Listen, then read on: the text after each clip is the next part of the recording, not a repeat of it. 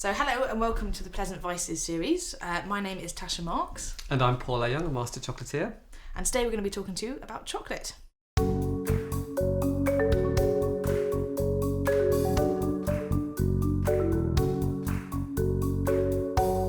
So today we're going to be talking about 18th and 19th century chocolate, specifically in London. Chocolate was not necessarily in the form that we imagine today. It was drunk in a liquid form and not necessarily as an eating chocolate. And we've got some amazing examples or replicas from items in the British Museum collection that address just that. And this one particularly, number 8 Greek Street in Soho. Dealers in chocolate, coffee and cocoa. And it's all about medicinal and the well-being of cocoa and coffee and tea. And also Sir Hans Sloane.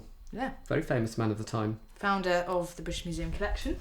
Also celebrated as bringing drinking chocolate to the UK. Sold here, Sir Hans Sloane milk chocolate.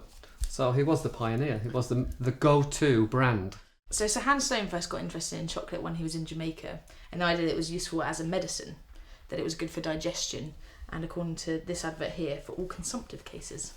Yeah, scientists now have found that high percentage, so like it's 91% or above, is better than codeine and lots of medicine for the throat, coats the throat, lots of antioxidants, polyphenols, and can help sore throats, coughs.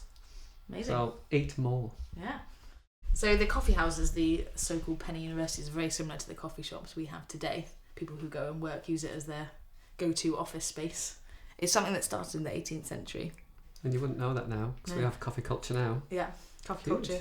And we still say we go out, we meet people for coffee. And have tea. And we invite people over for tea. Yes, that's right. So that idea of the coffee being external and tea being something that's done at home is still part of our language today. Fantastic.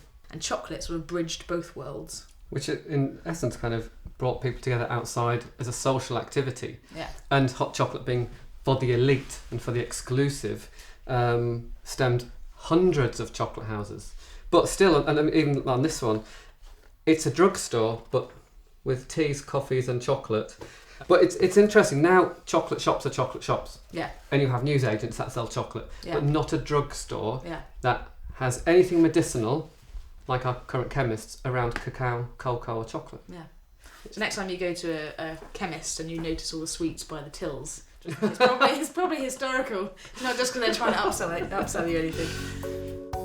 So the recipe we're making today is inspired by the sort of Mesoamerican roots of chocolate. So we're infusing it with cinnamon and chili and vanilla, but the consistency itself is going to be much thicker. So we're going to add milk to it, which was an addition championed by Sir Hans Sloane. So do you want to talk through what we've got? So chocolate, this is 100%. So it's just cocoa bean that have been picked, fermented, dried, roasted, and then ground down.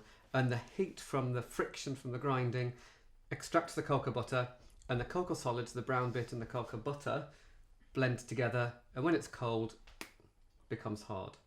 And of course, milk. Now this has the spices already in it, so we want to remove those. This has been brought up to the simmer, so we've got our cinnamon. We've got some chilies, some whole chilies, but you could use ground chili. It's absolutely fine. Just be very careful. Add it gradually. You can't take it away once it's in, but you can put more in if you need to. So it's not boiling at this stage. It's just really, really hot. If it's really boiling when you add the chocolate, then it can scorch the chocolate, and it can go a little bit grainy. There we go. And then, if you'd like to chop the last 2 bits of that chocolate for me, without chopping your fingers off, I'm please. very clumsy. You know, that's all right. It can just be into even-sized pieces, and then we're going to throw it all in, and then use our molinillo, our traditional whisk, to froth it up. Okay, so I'm going to pop all of that in. We'll pop that in the middle. So it's quite a lot of chocolate. It's about a pint of milk there, about 100 grams of chocolate, and it needs to be very chocolatey. I'm going to give you the honey pot. So I'm going to sweeten it slightly, because as it is, it would be incredibly bitter. So yeah, all the historical chocolates, the solid processed cocoa nibs, which is a much more rough, gritty chocolate than what we would have today, wouldn't be an eating chocolate. It might have had sugar added. You could eventually buy it with sugar added, but we're going to go for a traditional one, so it hasn't really had any sugar added, so we're going to add it in the form of honey. We add some raw honey, so it's a really, really strong flavour. If you'd like to tip, this is about using your discretion. I think we're good. Yeah. So we don't want it sugary. And then this is our Molinillo, so our carved whisk. Give it a little stir. And if you'd like to hold the pan, start whisking to get this and it automatically froths the hot chocolate. It smells incredible at this stage, which makes me think how amazing the chocolate houses must have smelt at this time. In the Georgian era, with roasting cocoa beans, doing it from scratch particularly. And historically, that foam was as important as the chocolate itself. The Aztecs would pour from one vessel into another to get this sort of foam. They would, and really build the foam up from a height. Emperor Montezuma said it was 2 gold goblets. He'd drink, 40 a day? Wow. It's a lot of chocolate. But it was all about the foam at the top. Again. Fantastic. Whoopsies. A little bit more. You can't over whisk. And the more you whisk, the frothier it will get. What we have as well, this is one of mine from my collection. This is an 18th century chocolate stirrer.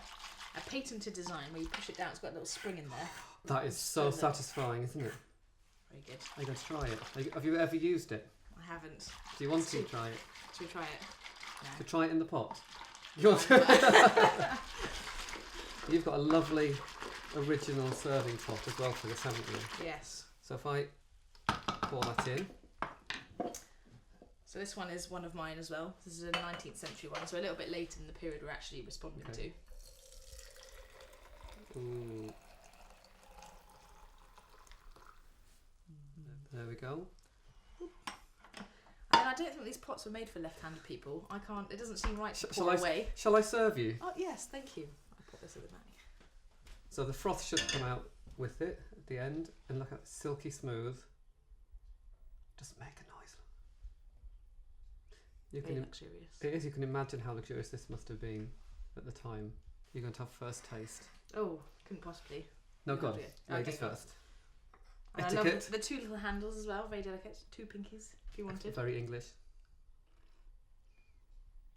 Oh, that's lovely. Good. It's a perfect amount of like bitter and spiced. Yeah. Not try. too sweet. I can do it this way. Look, it's a sharing cup. Yeah. It's less sweet than we have now, isn't it? Yeah. But the cinnamon and chilli. Chilli's delicate. You get all the flavours. You get the vanilla and the chilli and the honey and the spices. You wouldn't rush it, would you? That is something you would... I'll pass it back. Thank you. Sit down and enjoy. Vanilla is there. It's much more sophisticated than the hot chocolate we have now, which tends to be incredibly milky and sweet with not a lot of chocolate, whereas that is powerful, full chocolate. Yeah. Thank you for watching the Peasant Vices video about chocolate. Next week we have a video all about alcohol. For that and any past episodes, please click here. And to subscribe to the British Museum YouTube channel, click over here. Thank you for watching.